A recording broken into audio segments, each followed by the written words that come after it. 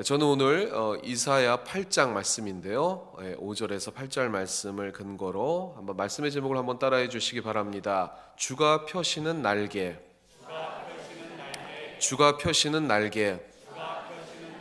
네, 주님이 펴시는 날개 아래 우리는 보호하심을 받고 또 위로를 받고 그리고 그 안에서 새 힘을 얻어서 날마다 승리하는 줄 믿습니다. 네, 오늘 저는 우리의 삶에 다가오는 그러한 위기 상황과 그 고난 속에서 어떻게 예배 자리를 잘 지키고 그리고 그 안에서 힘을 얻어서 나아가는가, 이것을 여러분과 함께 오늘 말씀을 통해서 같이 한번 깨닫고 또 그렇게 주님 앞에 고백하고 오늘 또 은혜를 누리는 여러분 되시기를 바랍니다. 오늘 먼저 본문의 배경을 좀 살펴볼 필요가 있는데요. 오늘 본문이 8장 1절에서부터 시작하는데 좀 길어서 이제 5절에서 8절까지 말씀만 합독했는데요. 1절 말씀을 같이 한번 다 같이 합독해 보겠습니다. 시작. 야훼께서 내게 이르시되 너는 큰 서판을 가지고 그 위에 통용 문자로 마헬살랄 하스바스라 쓰라. 네. 첫 번째 서판이라고 나오는데, 이 서판은 목판이나 흙으로 만든 그 판에다가 철피를 가지고서 기록해라, 이렇게 주님이 명령을 하셨습니다. 그리고 통용 문자라는 말은 쓰기 쉬운 이제 필기체, 그 당시도 구분이 됐으니까 필기체 아니면 뭐 구어체, 우리가 쉬운 말 있지 않습니까? 그런 말로 기록을 하라, 이렇게 하나님께서 명령했습니다. 우리 말로 하면 지금 얘기한 건 뭐냐면 SNS에 긴급하게 재난 문자를 빨리 모든 사람에게 발송해라, 이게 지금 오늘 주님의 명령입니다. 그러면 재난 문자에 쓰여진 문장은 뭐냐? 그게 한번 따라해 주시기 바랍니다. 마헬살랄 하스바스. 네, 이렇게 써라. 재난 문자에 우리 재난 그 온도가 많이 올라가거나 경보가 이렇게 지진이 나거나 그러면 막 삐삐 이렇게 한 다음에 문자 딱 보면은 지금 어디 경북, 죄송합니다, 경북이라 그래서 경북 쪽에 좀 지진이 많이 나가, 경북 위도 몇 쪽에 지금 3.4의 지진이 났습니다, 이렇게 재난 문자 보시잖아요. 안 받아보셨어요? 네, 그럼 보셨죠? 네, 그것처럼 오늘도 우리 주님이 그 재난 문자를 발송해라, 이렇게 지금 명령을 하신 것입니다. 그런데 그 재난 문자의 내용은 뭐냐? 마헬살랄 하스바스라는 겁니다. 이게 뭐냐면 전리품을 서둘러 약탈하는 병사나 아니면은 그러한 것, 이라는 뜻입니다. 그러니까 다시 말하면 전쟁이 다가온다, 이런 뜻입니다. 그러니까 지금 북쪽에서 갑자기 전쟁의 기운이 막 나서 지금 대규모 병력이 이동했으니 거기에 있는 그 경기도 북쪽에 있는 그러한 모든 주민은 지금 빨리 피난 갈 준비를 하십시오, 라는 재난 문자. 이제 이해하시겠죠? 네, 그런 문자를 주님이 경고로 지금 알려주고 계시다는 것입니다. 이걸 조금 더 설명을 드리려고 어떤 재난 문자였냐면요, 그 당시 지금 이 오늘 본문의 배경은 남유다입니다. 그리고 이사야 선지자가 지금 얘기를 하고 있는 것이죠. 이 남유다에 지금 어떤 상황이냐면, 그 당시의 제국은 강력한 군대는 아수르였습니다. 이 아수르는 정책이 한번 쳐들어가서 좀 박살을 낸 다음에 그 지방을 항복하면 아주 무거운 그러한 세금을 물려가지고 다시는 일어설 수 없을 정도로, 대항할 수 없을 정도로 그렇게 과도한 그러한 배상 책임을 물었습니다. 예를 들면 블레셋 같은 경우는 올리브가 많이 나는데 올리브를 어마어마하게 조공을 해라, 이렇게 된 겁니다. 그러니까 모든 국력을 다해서 그거를 조공을 바치려고 하니까 다시 이게 반란을 꿈꾸거나 할 수 없을 정도로 그렇게 과도한 조공을 요구를 한 겁니다. 그래서 어쩔 수 없이 힘들어서 반란을 꾀하면 그 다음에는 아예 전부 말살을 하는 그러한 정책을 이 아수르가 폈습니다. 그런데 거기에 이제 반란을 너무 힘드니까요, 그 조공이 너무 무거우니까 그래도 반란을 꿈꾸는 세력이 있었는데 어디였냐면 아람이었습니다.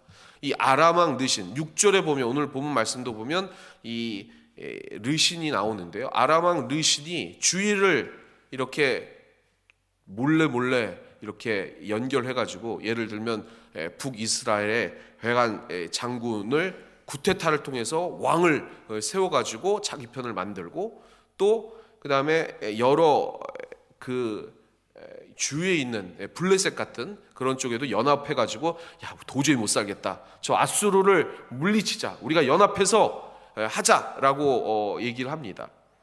그런데 이 작전의 핵심이라고 할 수 있는 이제 남유다도 거기에 동참해야 이 저쪽에 있는 서쪽에 있는 아수르를 대항할 텐데, 이제 하나님의 다윗 왕조의 하나님의 사람 아하스 왕이 볼 때 이 전략은 너무 고전적이고, 그리고 아수르가 너무 광대해서 그렇게 하다가는 우리가 다 공멸할 것 같다라는 것으로 이 정책에 반대를 합니다.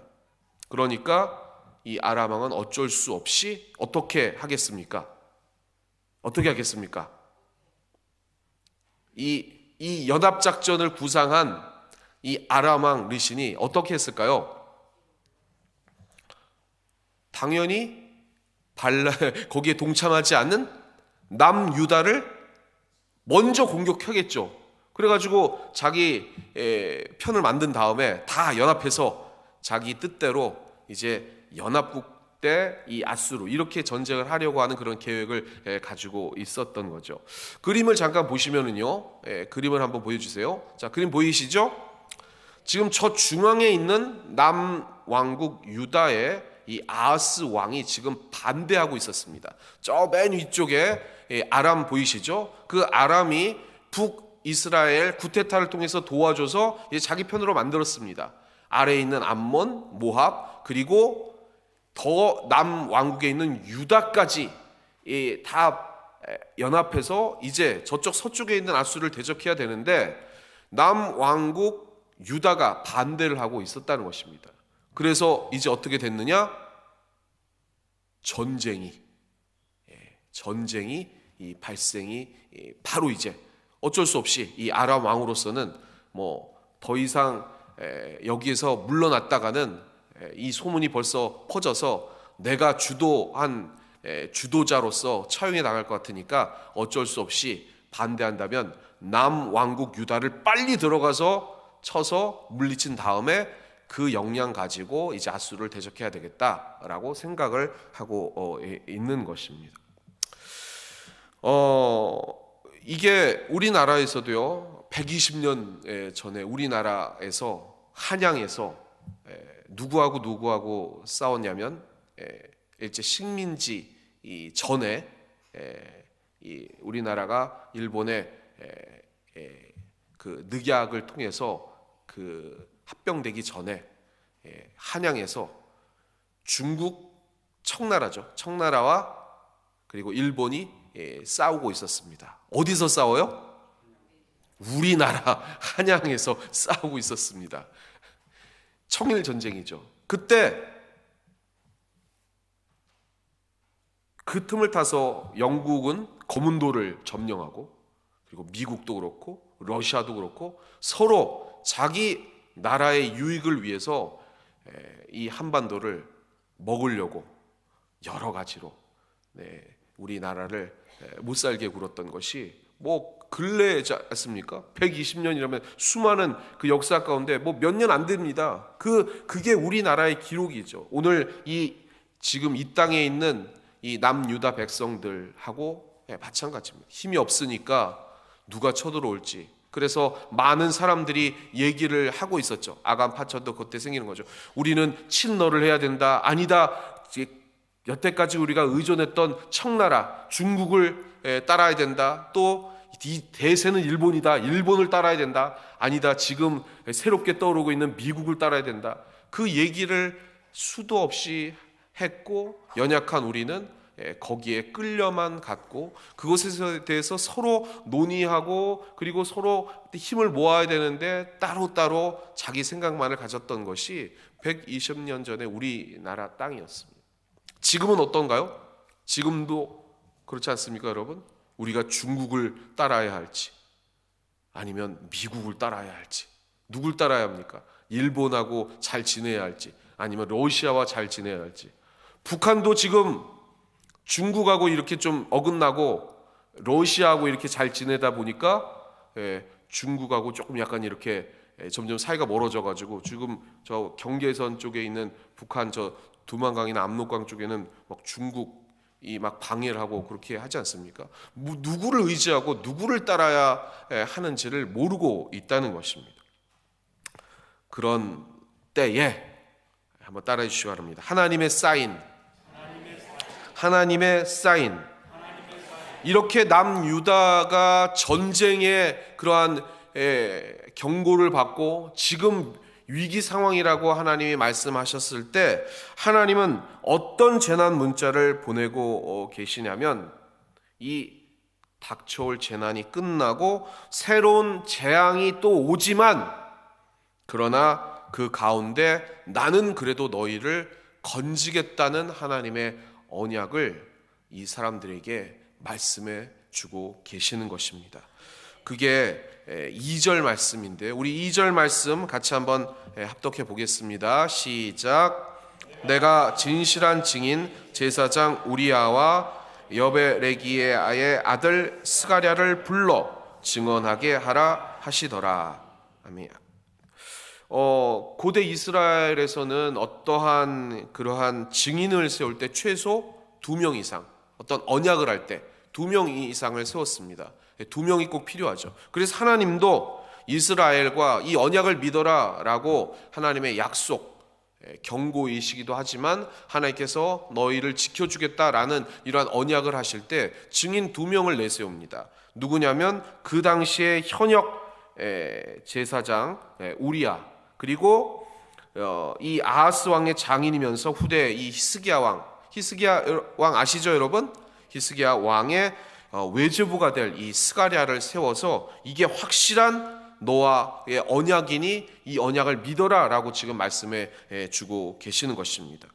이 두 사람은 백성들의 신임을 얻은 그 사람이었고, 그리고 이 신속히 약탈하는 이 전쟁이 온다는 이 재난 메시지의 증인으로서 하나님이 내세운 그러한 사람이었습니다.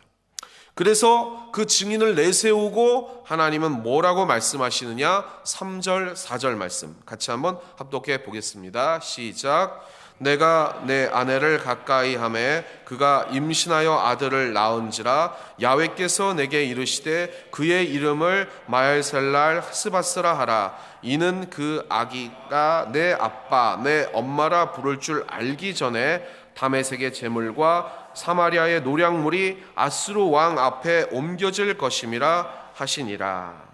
아멘. 이게 무슨 말씀이냐면 하나님께서 이 시간을 정확하게 이렇게 이야기를 해 주시는 것인데, 이사야와 그의 아내가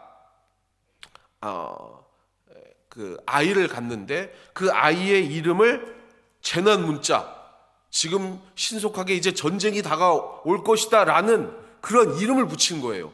네 아이에게 이 이름을 붙여라, 이렇게 지금 이사야 선지자에게 얘기하고 있는 것입니다.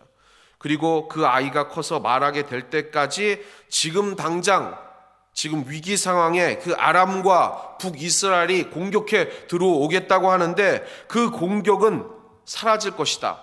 왜냐하면 지금에 있는 이것은 인간적인 방법이고, 그리고 아수르가 덮쳐와서 그들의 전쟁 공격을 무마시킬 것이다. 이렇게 말하면서 이 증인이 삼중적으로, 첫 번째는 말씀을 받은 이 예언자 이사야에게 얘기하셨고, 그리고 두 번째는 그 태어날 아기에게 이름을 아주 특이하게도 그렇게 하나님의 경고로서 확실히 알려주게끔 이름을 줘서 이렇게 해라 라고 하셨고, 그리고 세 번째는 이 대제사장 우리아와 그리고 이 스가랴에게까지 증인을 세워서 이스라엘과 언약까지 하시면서 이 말을 믿으라라고 지금 하나님이 하고 계시다는 것입니다. 왜 이렇게 꼼꼼하게 삼중적으로 세 번이나 그냥 이렇게 말씀하시느냐? 하나님께서는 이 예언이 반드시 일어날 것이고, 그리고 하나님의 확증된 그 작업에 대한 문자, 메시지임을 정확하게 알려주시기 위해서입니다. 그래서 이것을 통해서 이 위기 상황이 다가올 때 믿음 흔들리지 말고, 재난이 다가오고 자기 생각과는 다른 또 다른 더 큰 재앙이 다가올지라도 굳건하게 하나님을 선택하고, 그리고 하나님을 믿는 믿음 안에서 그 언약대로, 약속대로 믿음을 지켜나가라는 하나님의 그러한 희망적인 메시지라고 할 수가 있는 것입니다. 이후에 이제 오늘 본문 말씀인데요. 자, 오늘 본문 말씀 5절에서 8절 상반절까지 우리 같이 한번 합독해 보겠습니다. 시작. 야훼께서 다시 내게 말씀하여 이르시되 이 백성이 천천히 흐르는 실로아 물을 버리고 르신과 르말랴의 아들을 기뻐하느니라. 그러므로 주 내가 흉용하고 창이란 큰 하수 곧 아수르 왕과 그의 모든 위력으로 그들을 뒤엎을 것이라. 그 모든 골짜기에 차고 모든 언덕에 넘쳐 흘러 유다에 들어와서 가득하여 목에까지 미치리라. 아멘. 여기에 천천히 흐르는 실로아 물이라는 얘기는 그 당시 이 남유다의 사진을 보시면 위쪽에 그 에루살렘, 여기가 수도 아니겠습니까? 에루살렘 보이시죠?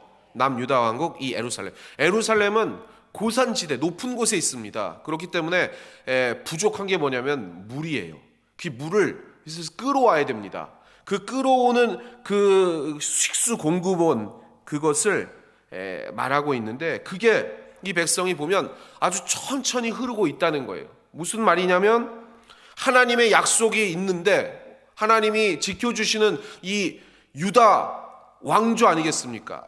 다윗 왕조 아니겠습니까? 이 남유다의 다윗 왕조는 멸망하지 않고, 그리고 하나님이 지켜주시다고 했는데 약속이 더디 오는 거예요.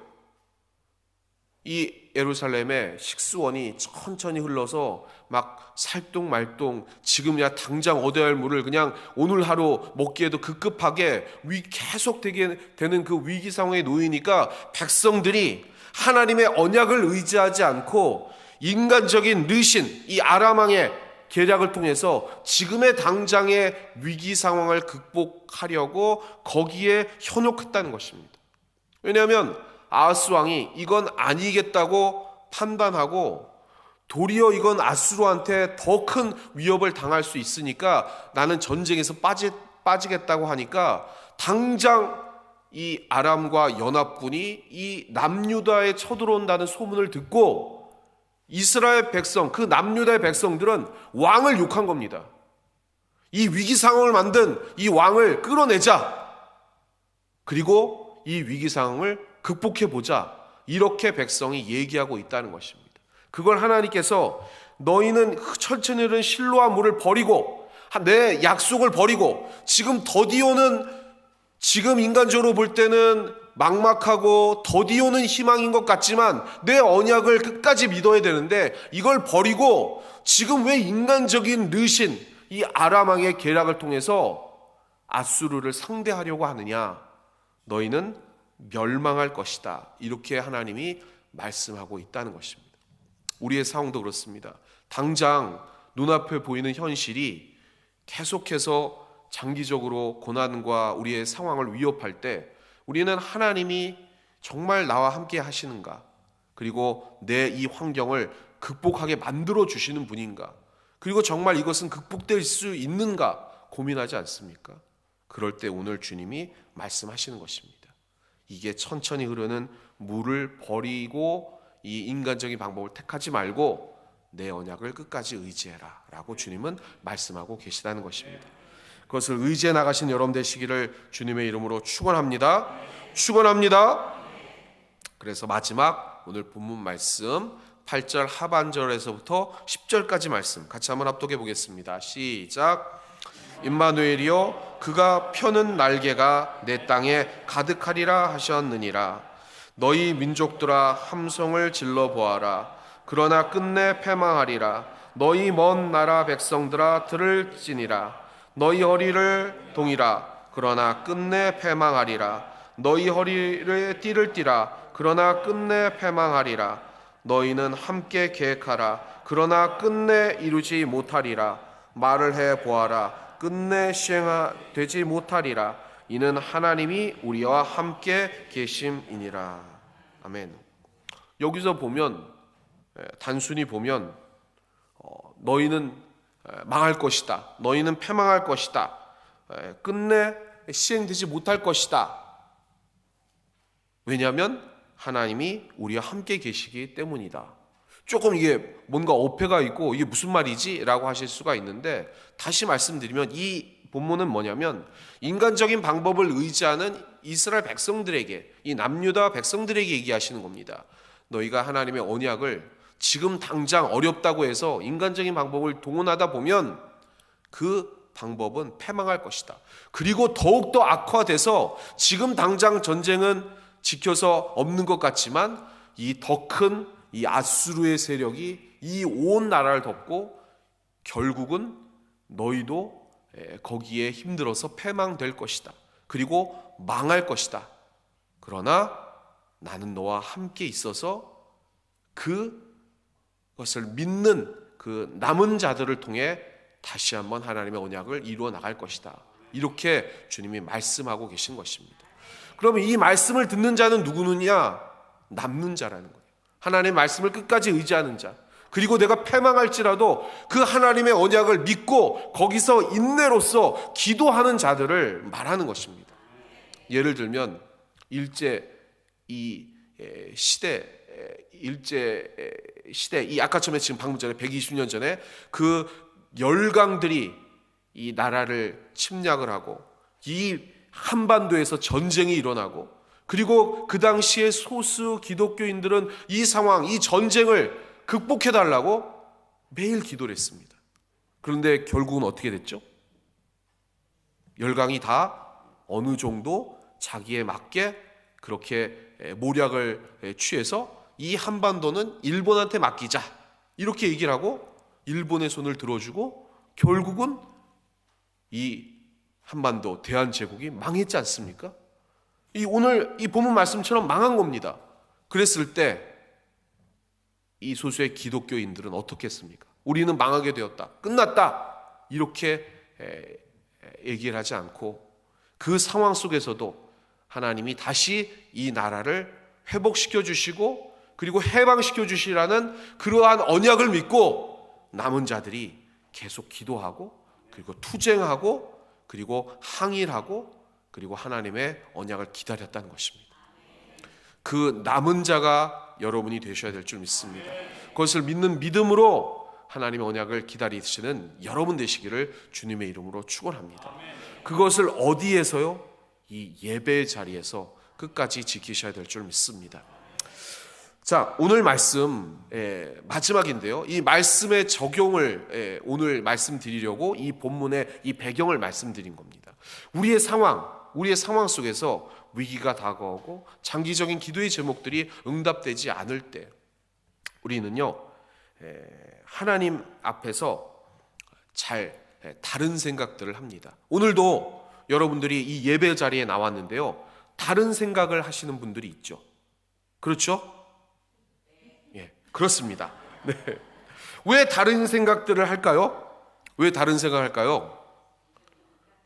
왜냐하면 우리가 인간적으로 오늘 하루를 생각해 봅시다. 많은 분주한 일상 속에서 우리는요, 다른 생각을 할 겨를도 없이 그 일에 매달려서 열심히 일하고 왔습니다. 그리고 이 자리에, 예배 자리에 딱 앉아서 이제는 그 분주한 일상을 다 저버리고 그냥 앉아 있어요. 그러니까 피곤이 쌓이기도 하고, 특히 또 이 금요 성령 대망이니까요, 졸음이 오죠. 졸음이 오니까 당연히 다른 생각을 하거나 아니면 졸아서 잠을 잘 수도 있다는 겁니다. 그게 우리의 현실이라는 거죠. 그리고 다른 생각을 할 수밖에 없는 우리의 인간적인 연약함이라는 것입니다. 그런데 여러분, 다른 생각을 하는 사람과 기도하는 사람은 어떻게 보면 종이 한 장 차이의 태도에 다름밖에 없습니다. 다른 생각을 하는 사람들은요, 이런 생각을 할 수가 있습니다. 끝까지 이 나의 상황 속에서 내가 내 생각 가지고 열심히 일하고 그리고 내 생각대로 살아갑니다.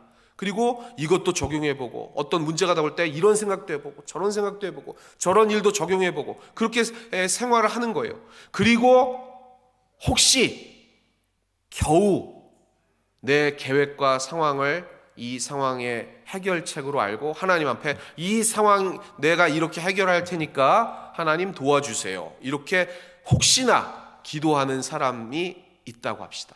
그런데 왜 그럴까요? 이 사람은 마음 안에 하나님이 멀리 계시다고 생각하기 때문에 그렇게 하는 거죠. 그리고 나서 일이 잘 안 되면 이거 예배 드려도 소용이 없네, 내가 이렇게 기도했는데도 소용이 없네, 이렇게 생각합니다. 그러다가 더 상황이 악화되면 하나님이 계시는 거 맞아? 그러다가 더 상황이 되면 무슨 교회는 무슨 교회야, 세상 사람하고 똑같이 살아야지 하고 돌짝밭이 돼서 이 말씀을 빼앗기고 세상으로 내려간다는 것입니다. 그런데요, 딴 생각을 하지 않고 믿는 그러한 사람은요, 하나님이 내 안에 계시다고 생각하니까 이 생각도 해보고 저 생각도 해보고 똑같이 이렇게 해보다가 하나님 앞에 여쭤봅니다. 하나님, 제가 생각하기에는 이 생각이 맞는 것 같은데 하나님 맞나요? 라고 기도 가운데, 말씀 가운데, 찬양 가운데 하나님의 음성 그 단 한마디가 정말 나에게 들려주시는 말씀인가 귀를 기울이고 그거에 집중을 합니다. 그리고 그 말씀을 받으면 그 말씀대로 살아가려고 순종하고, 혹시 그 말씀이 안 들린다고 하면 묵묵히 자기의 자리에서 조용히 자기의 삶에 열심히 일을 합니다. 그리고 하나님의 음성이 들릴 때까지 계속적으로 반복해 이 예배 자리에 나와 딴 생각하지 않고 하나님 앞에 여쭤봅니다. 어떻게 보면 이 두 사람이요, 우리가 보기에는 전혀 차이가 없는 것 같이 보입니다. 왜냐하면 겉모습은 똑같으니까요. 하나님 앞에 기도하는 모습도 똑같고, 그냥 딴 생각을 하는 건지 아니면 하나님의 말씀에 집중하는 건지 우리는 모르기 때문입니다. 그러나 하나님은 알고 계시다는 것입니다. 그래서 오늘 다시 한번 무엇이 문제냐? 자신이 하나님을 무시해놓고 하나님 뜻대로 하나님의 말씀대로 살아가지 않고 이대로 해주세요 이렇게 기도하는 딴 생각을 하는 사람이 아니라 오늘 말씀대로 하나님 말씀하시는 것을 한 음성이라도 듣고 그것을 따르려는 그러한 애씀과 그리고 주님을 예배 가운데 만나려고 하는 그 노력을 주님 앞에 올려드리시는 여러분 되시기를 주님의 이름으로 축원합니다. 그러한 예배 자리를 사모하는 여러분에게 반드시 주님께서는 비록 지금 상황이 망하게 된 것 같지만 계속 인내 자리를 지키는 자에게 다시 한번 주님이 주시는 진정한 해방, 진정한 자유, 그리고 진정한 하나님의 계획에 동참하여 하나님의 뜻을 이루게 해 주실 줄 믿습니다. 그래서 한번 따라하시기 바랍니다. 딴 생각 말고 하나님이 지금 너와 함께 계시다는 임마누엘 하나님을 믿으라. 아멘. 이게 오늘 본문 말씀입니다. 오늘 하나님이 다시 한번 제가 8절 하반절에서부터 10절이 정말 중요한 말씀인데요, 제가 이렇게 풀어서 얘기한 오늘 예배 자리에 나온 여러분에게 하나님이 말씀하십니다. 제가 풀어서 얘기한 걸 오늘 성경 그대로 다시 한번 읽어드릴 테니까 그 말씀이 이 말씀이라는 거예요. 잘 들어보시기 바랍니다. 임마누엘이요. 아니, 따라하지 마시고 들으세요. 이제 이게 주님의 음성이에요. 오늘 여러분에게 들려주신 그 한마디, 여러분의 문제를 해결할 하나님의 말씀이라는 거예요. 임마누엘이요. 임마누엘 여러분 아시죠? 하나님이 우리와 함께 계시다. 하나님이 함께 계시는 너희여, 이 뜻입니다. 임마누엘이요. 그가 펴는 날개가 내 땅에 가득하리라 하셨느니라. 너희 민족들아 함성을 질러 보아라. 그러나 끝내 패망하리라. 너희 먼 나라 백성들아 들을지어다. 너희 허리를 동이라.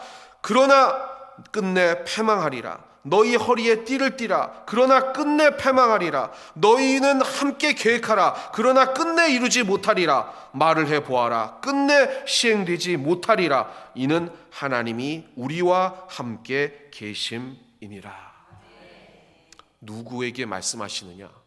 하나님을 신뢰하고 그 하나님을 의지하려고 하는 사람이 아니라 딴 생각하고 내 뜻대로 하고, 그리고 이것이 좋아 보여서 하나님 이대로 해주세요 하고 하나님을 무시하는 그런 사람들에게 그렇게 해보아라.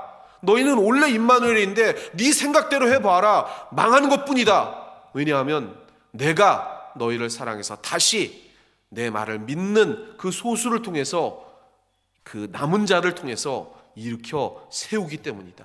왜냐하면 내가 너와 함께하는 진정한 임마누엘 하나님이기 때문이다.